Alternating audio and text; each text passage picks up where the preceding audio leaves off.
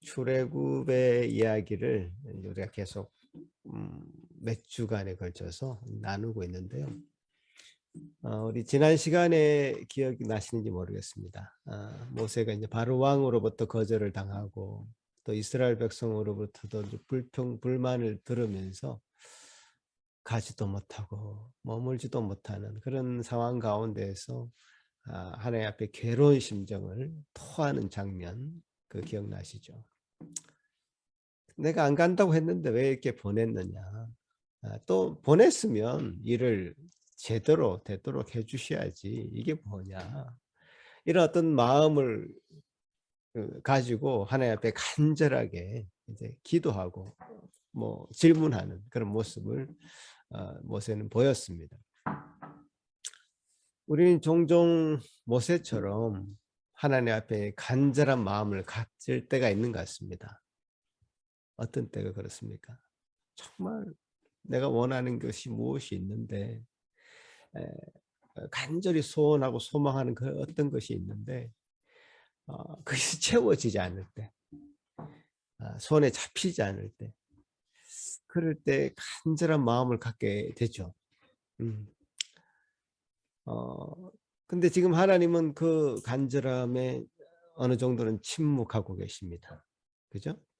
침묵하십니다. 그 침묵의 배경에는 모세가 그렇게 간절한 마음으로 하나님 앞에 나오는 것을 보기를 원해서이다라는 말씀 제가 드린 것 같습니다. 마찬가지입니다. 우리도 하나님 앞에 간절한 마음으로 나가기를 하나님은 우리에게 원하십니다. 그래서 하나님의 그 침묵이 길어질 때도 있는 것이죠. 하나님의 침묵이 길어진다는 것은 하나님이 그 때를 기다리신다는 것이죠. 하나님이 그 때를 기다리신다는 것은 우리도 그 때를 기다려야 된다는 뜻입니다. 그 긴 기다림, 인내를 통해서 하나님은 우리가 더 거룩해지기를 바라는 것이죠.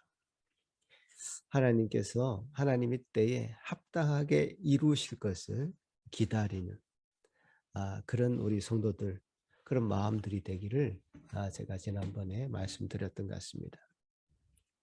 또 우리가 하나님의 때를 이게 기다린다는 것, 그런 포인트를 생각해 보자면 또 필요한 것들이 있습니다.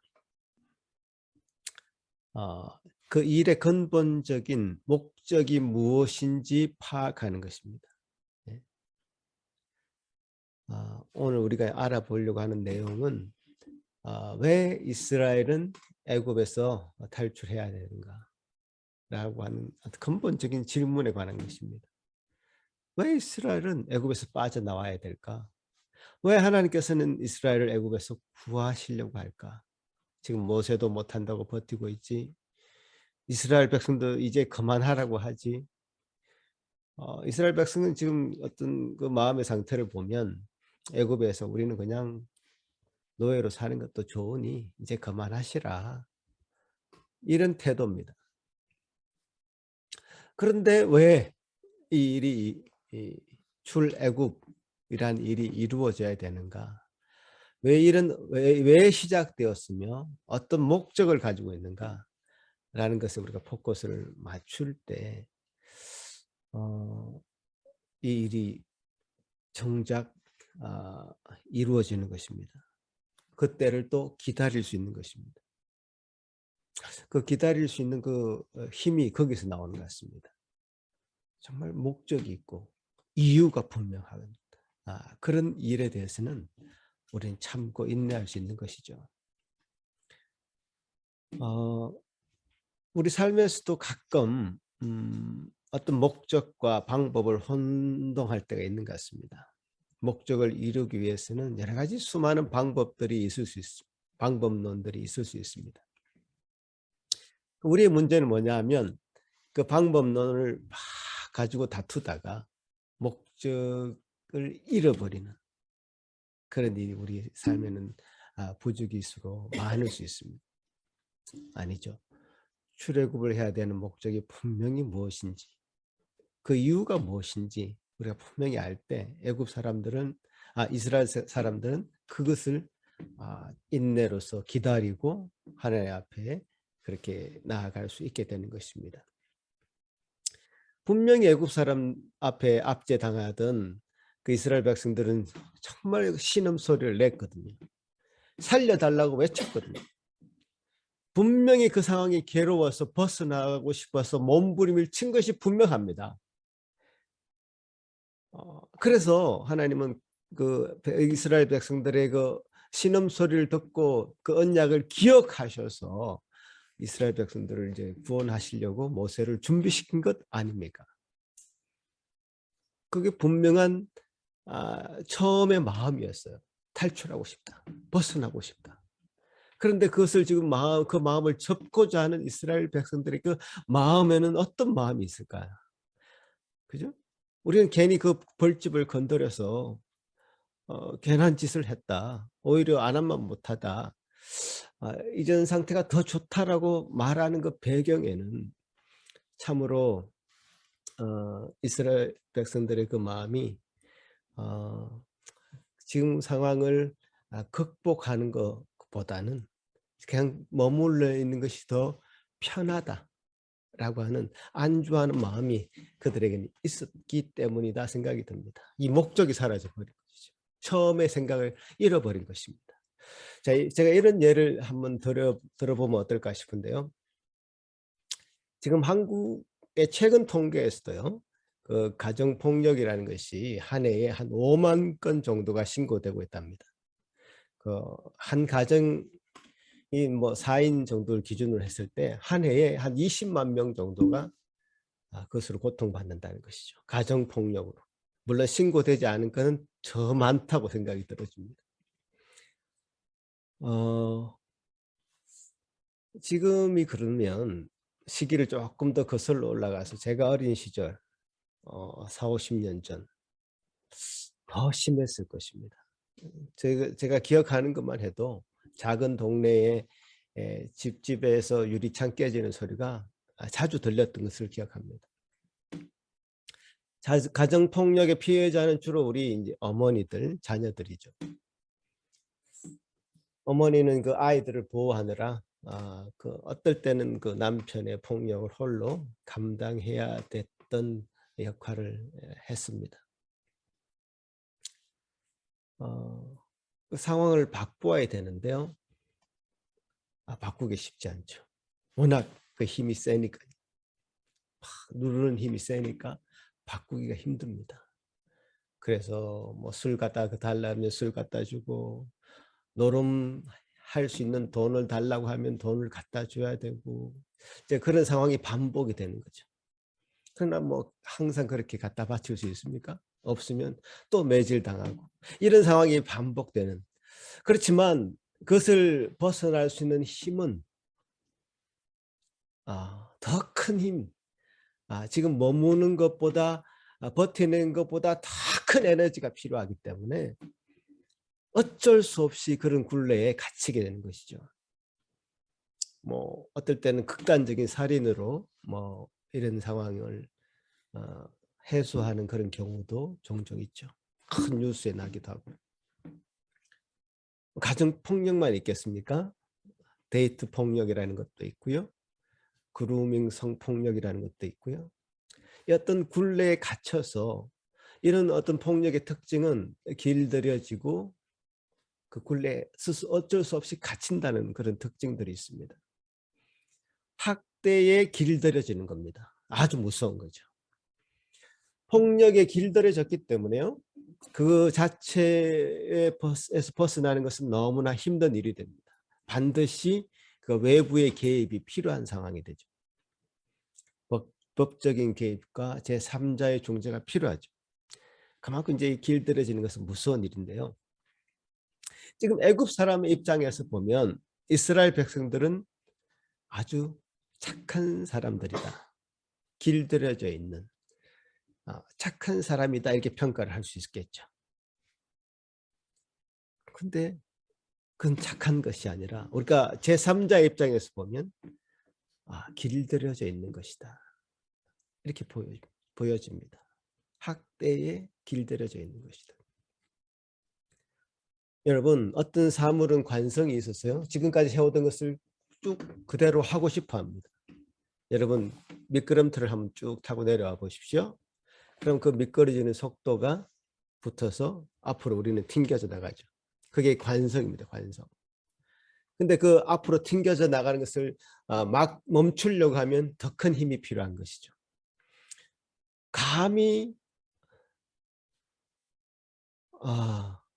그런 상황을 바꾼다는 것, 어떤 개혁이 필요한 것이고 엄청난 에너지가 필요한 거, 한 그런 일을 행한다는 것은 정말 힘든 일이어서 급격하게 자신의 생활과 환경을 바꾸기를 사람들은 원하지 않습니다.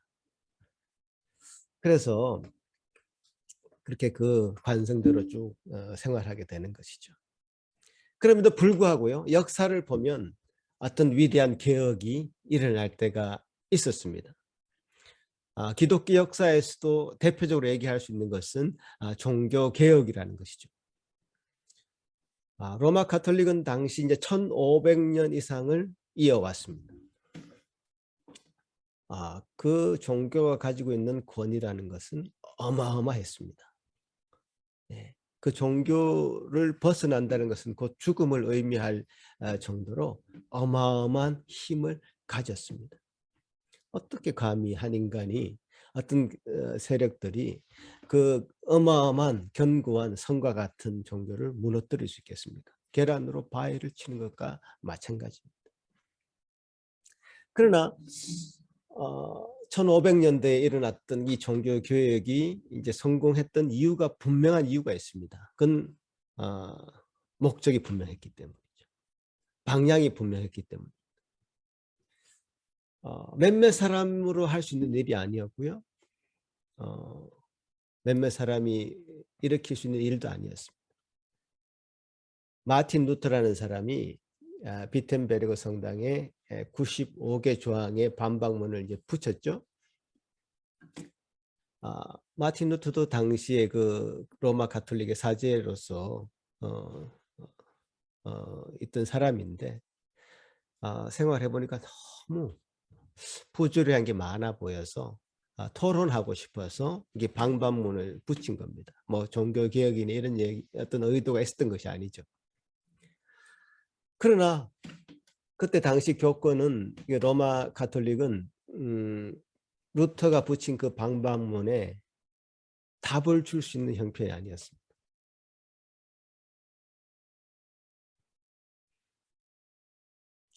루터의 말을 인정할 수도 없고 인정하지 않을 수도 없고 이런 상황입니다. 왜 그런지 아십니까? 루터가 이런 얘기를 합니다. 그 반박문 중에 95개 조항 여러분 찾아보시면 인터넷에도 나오는데요. 그 중에 한 조항 이런 조항이 있습니다.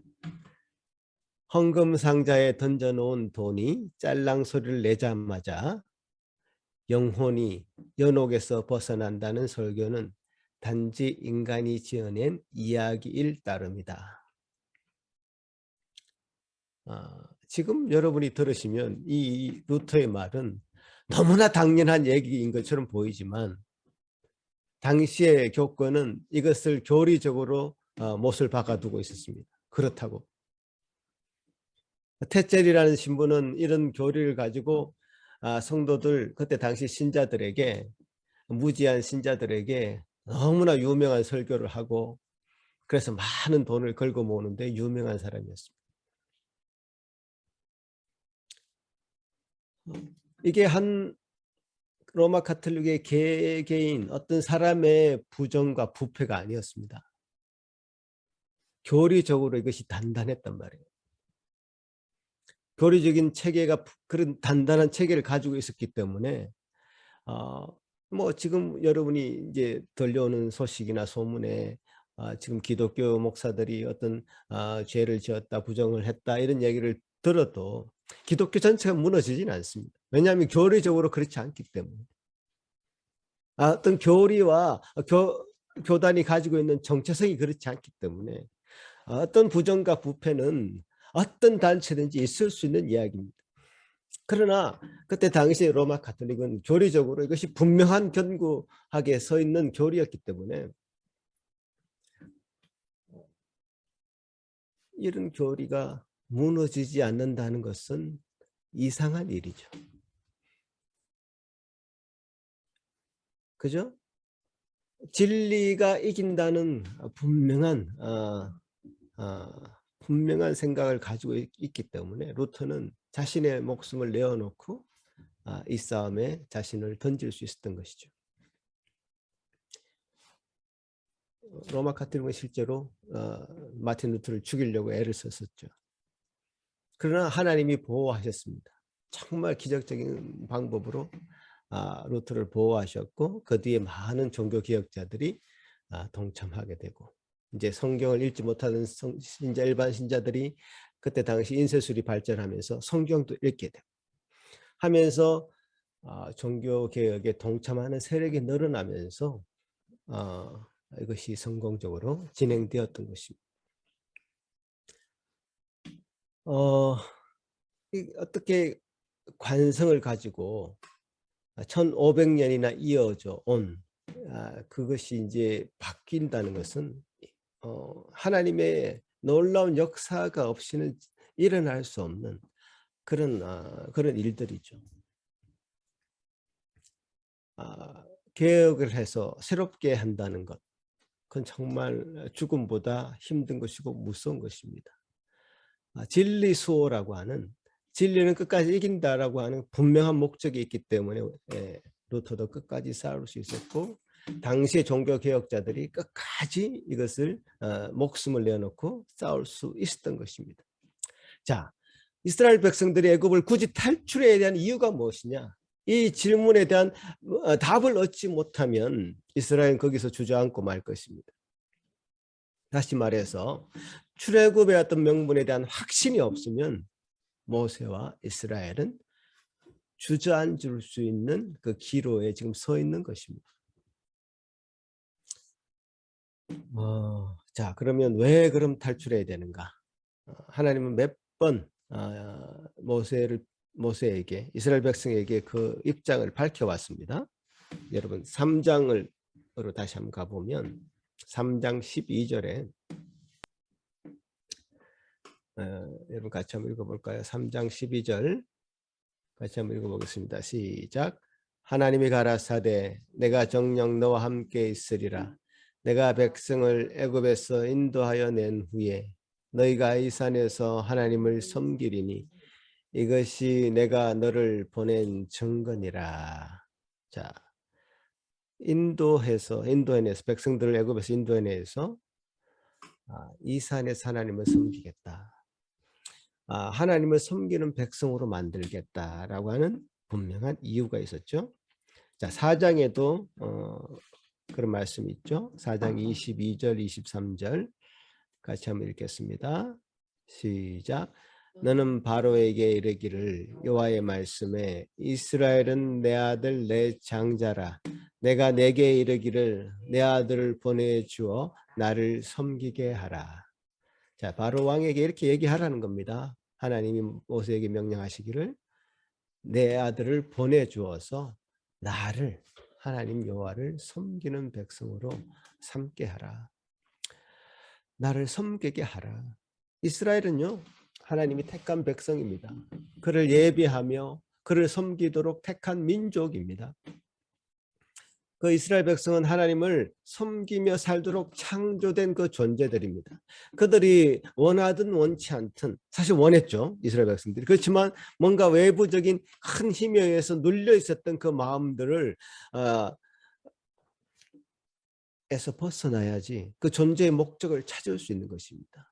존재의 목적을 회복할 수 있는 것입니다. 그 백성이 살아나는 것입니다. 출애굽이라는 것이 어떤 한 나라가 다른 나라로부터 압제로부터 독립한다 이런 단순한 얘기를 하는 것이 아닙니다. 하나님의 나라라고 하는 분명한 주제가 거기 들어가 있죠. 그래서 애굽이라는 것은 이 세상을 의미하는 것이죠. 애굽에서 하나님의 세상에서 애굽이라는 세상에서 하나님 나라가 점점점 강성하게 자라나고 있을 때 세상은 하나님 나라를 핍박하게 되어 있습니다. 이스라엘은 상징적으로 세상에서 자라나는 힘있게 자라나는 하나님의 나라입니다. 이 출애굽의 이야기는 세상에 있는 하나님 나라가 핍박받는 이야기죠. 그러나 하나님의 나라는 하나님의 섬기는 백성의 그 존재 목적을 회복해야 된다. 그러기에 세상의 나라를, 세상의 왕을 섬길 수는 없는 것이다. 세상의 신을 섬길 수 없는 것이다 라고 하는 분명한 하나님의 나라의 그 모형이 이 출애굽에 들어 있습니다. 하나님의 백성은 원래 하나님을 섬기며 살도록 창조되었죠. 그래서 그 원래의 창조 목적을 회복시키려고 하는 프로젝트입니다. 창조의 목적을 회복하지 않으면요, 그 존재 목적 자체가 없는 겁니다. 행복하지 않습니다. 근데 지금 단지 어떤 세력에 억눌려 있어서, 짓눌려 있어서 그곳으로부터 빼어내어서 구원받아서 그래서 진정한 삶의 목적을 회복시키게 하겠다는 것 아닙니까? 다시 한번 정리해 보겠습니다. 출애굽기에서 이 애굽은요, 세상을 상징하는 나라이죠. 그래서 출애굽이라는 것은 그 세상에서 구원을 받는다는 뜻입니다. 사람들이 구원받아야 되는 분명한 목적이 있습니다. 구원받은 백성들은 이제 곧 앞으로 보게 될 것이지만 시내산에서 율법을 받게 됩니다. 구원받은 그 백성은 그 율법을 따라서 진정으로 하나님을 섬기는 백성으로 거듭나게 됩니다. 물론 율법을 받은 백성이라고 해서 어려움이 없지는 않죠. 그래서 광야의 40년을 빙빙 돌도록 합니다. 그래서 결국 광야 40년의 그 기간을 거쳐서 가나안 땅으로 들어가게 되는데, 이 광야의 40년을 우리는 광야 교회라고 부릅니다. 우리가 지금 살고 있는 어떤 삶의 모습, 우리가 살고 있는 이미 하나님 나라가 이 땅에 임했지만 아직 완성되지 않은 그 가운데 살아가는 이 생활을 광야 생활이라고 합니다. 광야 교회에 우리가 지금 처해 있는 상황이죠. 온갖 것 어려움이 닥칩니다. 사막의 그 목마름과 갈증, 위협들, 추위와 더위, 온갖 위협들로부터 다 노출되어 있는 광야의 생활을 우리가 할 수밖에 없죠. 그래서 영원한 천국을 상징하는 가나안 땅에 그 과정을 거쳐서 들어가게 되는 겁니다. 자, 우리가 애굽에 머물러 있겠다는 것은 다른 의미로 말하자면 구원을 포기하겠다는 것입니다. 세상 사람들과 똑같이 세상 신을 섬기고 살겠다는 의미죠. 그러니 애굽에서 탈출해야 합니다. 우리는 구원을 받아야 됩니다.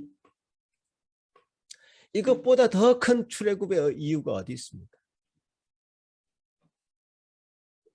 그러나 이제 세상에 길들여져 있는 우리가 그곳으로부터 빠져나오기가 쉽지 않은 것이 분명하죠. 그렇게 자꾸 머물려고 하는 겁니다. 오늘 본문에서도 자꾸 머물려고 하잖아요. 모세가 하나님이 또 약속의 말씀을 주시지만 내가 너희 백성, 너희들은 나의 백성들이고 나는 너희의 여호와다. 이 당연한 이 구도를 하나님 또 한 번 다시 강조하시죠. 오늘 본문 7절에서. 그렇지만 지금 이스라엘 백성들도 내 말을 듣지 않는데 내가 어떻게 다시 바로 왕에게 가겠습니까? 라고 모세는 나는 못하겠습니다. 라고 또 한 번 자신이 짊어져야 된 그 짐이 너무 무거운 것을 고백하게 되죠. 하나님의 백성들을 당연하게 구원하여서 하나님이 원하시는 그 백성, 하나님을 섬기는 백성, 하나님의 창조 목적에 맞게 살도록 만들어야 되는 것이 분명함에도 불구하고 세상은 우리를 그렇게 가만히 내버려 두지 않는다니까요. 세상에 길들여져 있는 우리의 습성이 그렇고요. 하나님 나라라고 하는 분명한 그 그림이 우리에게 없어서 그렇기도 하고요. 여러 가지 이유로 우리를 가만히 내버려 두지 않습니다. 물론 하나님에 대한 감각이 없는 사람들은 이런 근본적인 질문조차도 던지지 않겠죠. 구원받아야 되는데 너무 힘들다 이것이 아니라 구원이 뭐야? 이렇게 말하겠죠. 요한복음에서 예수 그리스도를 빛으로 표현했는데요. 빛이 오셨는데요. 그 빛을 싫어해서 눈을 감아버리면 그 빛이 온 것과 상관없이 온 사방은 다 깜깜한 것이죠. 눈을 감아버리면 감각이 없어지는 것입니다. 빛에 대한 감각이 사라지는 것입니다. 그 빛이 우리 삶에 영향을 줄 수 없는 것입니다. 그래도 빛에 대한 감각이 있는 사람은 자기가 어두운 동굴에 살고 있다 할지라도요. 저 멀리서 조그마한 빛이 새어 들어오는 것을 감각하고 그 빛을 향해서 가는 제스처를 취한단 말이에요. 생명이 있는 자와 감각이 있는 자와 감각이 없는 자는 이렇게 다른 겁니다. 빛이라는 것을 인식하지 못하는 자에서 저 빛이 조금이라도 새어 들어와서 내 눈을 그래도 눈을 크게 떠서 보기만 한다면 그 빛에 향해서 나아갈 수 있는 그런 마음의 상태가 있는 자들은 구원받은 자들이죠. 여러분 어떻습니까? 여러분이 하나님에 대한 감각이 살아있으십니까? 내가 지금 껌껌한 동굴에 살고 있으니 이 어두움이라고 하는 이 세상이라고 하는 것이 나를 짓누르고 나를 길들이려고 하고 있으나 내가 그저 그렇게 죽어 있는 인생이 아니라 감각이 없는 인생이 아니라 그 거센 세상의 그 물결을 차고 올라가는 연어처럼 내가 이 세상의 물줄기를 다시 바꾸어서 하나님의 나라를 향해서 가고 싶어 하는 마음, 그 마음이 드는 그 인생들에게 하나님은 계속적으로 이 메시지를 던지고 있습니다. 내가 너를 구원하겠다. 너는 나의 백성이다. 내가 너를 건져서 빛을, 광대한 빛을 보게 하겠다. 요한복음 5장에서는요. 이런 우리의 상태를 이렇게 표현하고 있습니다. 요한복음 5장 24절 함께 읽어보겠습니다. 시작. 내가 진실로 진실로 너에게 이르노니 내 말을 듣고 또 나 보내신 이를 믿는 자는 영생을 얻었고 심판에 이르지 아니하나니 사망에서 생명으로 옮겼느니라. 그러니까 어두움 곧 사망이었던 자가 빛 곧 생명을 얻게 된 사건이 바로 예수 그리스도를 믿는 일인 것입니다. 나를 믿는 자는 영생을 얻었고 사망에서 생명을 얻었다. 이렇게 표현하고 있지 않습니까? 세상에 길들여 있는 자가 세상으로부터 벗어나서 새로운 세상을 살게 되는 일이 바로 구원 사건입니다. 이 구원 사건의 구약적 표현이 바로 출애굽인 것이죠. 이스라엘 백성들은 스스로 애굽을 빠져나올 힘은 없어 보입니다. 그래서 외부의 개입이 강력한 외부의 개입이 필요합니다. 그래서 하나님의 강력한 초자연적인 기적이 등장하는 것입니다. 앞으로 이제 보게 될 것입니다, 여러분. 마찬가지로 구원은 우리 스스로 얻을 수 없습니다. 강력한 외부 개입이 필요합니다. 예수 그리스도가 바로 그 강력한 구원자이시죠. 그분은 수동적으로 또 능동적으로 순종하셔서 그 온전한 구원의 길을 우리에게 활짝 열어 주셨습니다. 그분을 의지해서 그분의 요청대로 우리는 우리 주 하나님 앞에 나아갈 수 있는 것입니다.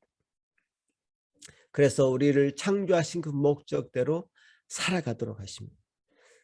하나님을 섬기는 것, 그것은 인간이 누릴 수 있는 가장 큰 특권이고 기쁨입니다. 하나님을 섬겨서 어떤 보상을 바라는 그것이 아니라 하나님을 섬기는 그 자체가 하나님께서 우리 인간을 만든 목적이기 때문에 그렇습니다. 그러니까 하나님을 섬기는 삶을 산다는 그 자체가 축복인 것이죠. 내 마음이, 내 눈이 떠져서 그 빛을 볼 수 있다는 그 자체가 축복인 것입니다. 다른 것이 축복이 아니에요. 내가 하나님을 섬김으로 어떤 대가를 얻게 되는 것이 축복이 아니라 하나님을 볼 수 있게 된 자체, 이렇게 예배 자리에 참여할 수 있다는 이 사실 자체, 하나님을 그의 이름을 부를 수 있다는 이 사실 자체가 축복인 것이죠. 그렇게 이게 축복으로 받아들여지지 않는다면요, 여러분의 신앙을 한번 점검해 봐야 됩니다. 오늘은 우리가 왜 출애굽을 해야 되는가라고 하는 근본 질문부터 시작했습니다. 왜냐하면 이 출애굽의 이 시기에 이스라엘 백성들이 이 근본 질문부터 하지 않은 것처럼 보이기 때문에 그렇습니다. 그래서 포기하려고 하기 때문에 그렇습니다. 여러분, 운동선수들이 곧잘 이런 얘기를 합니다. 아내가 달리기 선수 예를 들었습니다마는 달리기 선수들은 달릴 때가 제일 행복하다라고 말을 합니다. 그러나 우리는 어떻죠? 뛰어보면 힘들어 죽을 것 같은데 달리기 선수들은 그렇게 얘기한단 말이에요. 달리기 선수들의 그 삶도 마찬가지일 것입니다. 처음에 달리는 것이 정말 행복하고 좋아서 선수 생활을 시작하죠. 그러나 그 달리기를 완성하는 과정에 얼마나 많은 어려움을 맞이하겠습니까? 부상을 당하고 그 부상이 싫어서 난 못해. 그리고 괴롭잖아요. 훈련이라는 것이 늘 괴롭습니다. 그렇게 포기할 수도 있는 것이죠. 달리기 선수들이. 그럼 그 사람은 달리기 선수가 아닌 것이죠. 달리기 선수들의 처음 마음들, 정말 달리면서 행복했던 그 마음들, 기뻤던 그 마음을 회복하고 원래 자기가 행복했던 그 모습을 상상하면서 자신이 당한 부상도 이겨내고 어려움도 이겨내고 훈련도 이겨내서 진정한 달리기 선수로 거듭나는 것이죠. 이 출애굽 이 시기에 이스라엘 백성들의 마음을 정말 회복해야 될 것 같습니다. 구원에 대한 근본적인 질문도 그래서 제가 여러분에게 계속 던지는 것입니다. 사망에서 생명으로 옮겨졌다. 그래서 우리가 생명을 얻게 되었다라고 하는 이 구원, 이것은 정말 희열이고 기쁨이고 축복이고 감사고 어떤 다른 것과 바꿀 수 없는 정말 최대 인생의 놀라운 기적과 같은 일인데, 그 구원을 맛보게 된 자들은 더 이상 그 구원의 삶을, 생명의 삶을 포기하지 않으려고 하는 것이 분명할 텐데, 어떤 어려움이 있더라도 어떤 훈련이 있더라도 광야 생활을 한다 할지라도 그 빛으로 나아가려고 할 것이 분명합니다. 생명이 부여된 자들은요. 그래서 이 구원의 감격을 나중에 회복하고 가나안의 영원한 천국, 영생을 누리는 그런 백성으로 살아가게 될 것입니다. 오늘 말씀은 이렇게 마무리하려고 하는데요. 여러분, 구원받았음에 감사하실 수 있는 여러분 되시기를 바랍니다. 아멘. 이 빛에 대한 감각을 확인하시기 바랍니다. 아멘. 구원받음에 가장 행복해하고 어떤 것으로도 바꿀 수 없는 그 사건이 구원 사건임을 확신하기 바랍니다. 아멘. 예. 그런 마음을 가지고 있다면 여러분 어떤 어려움도 이겨낼 수 있습니다. 세상의 어떤 무력이 어떤 세상의 개입이 여러분의 앞길을 막을 수 없습니다. 왜냐하면 하나님은 여러분의 마음을 아시기 때문에, 구원받은 자가 가야 될 길을 아시기 때문에 그 길로 친히 영생의 길로 인도해 주시길 우리 하나님은 분명히 약속하셨기 때문에 그 길로 여러분 저와 함께 반드시 가게 될 것입니다. 그 사실을 믿으시고 다시 한번 그 믿음 가운데 충만한 생활하시는 여러분 되시길 바랍니다. 기도하시겠습니다. 고마우신 주님, 참 감사합니다. 사망에서 생명으로 옮기신 그 놀라운 구원의 은혜로 말미암아 우리는 그 빛이 무엇이고 생명이 무엇인지 맛을 보았나이다. 그러나 세상은 우리를 가만히 내버려 두지 않고 끊임없이 그 빛에 대한 감각을 잃어버리게 만들고 생명 없는 자처럼 행동하게 만듭니다. 주여 도와주시옵소서. 머물려고 하고 주저하고 과거로 다시 돌아가고 싶어하는 우리의 그 마음 주님 회복시켜 주시고 생명의 놀라운 능력을 가진 자로 이 세상을 살아갈 때 어떤 어려움을 다 이겨냈을 줄로 믿습니다. 주님 도와주시고 새로운 힘 공급하여 주옵소서. 감사하고 예수님 이름으로 기도합나이다. 아멘.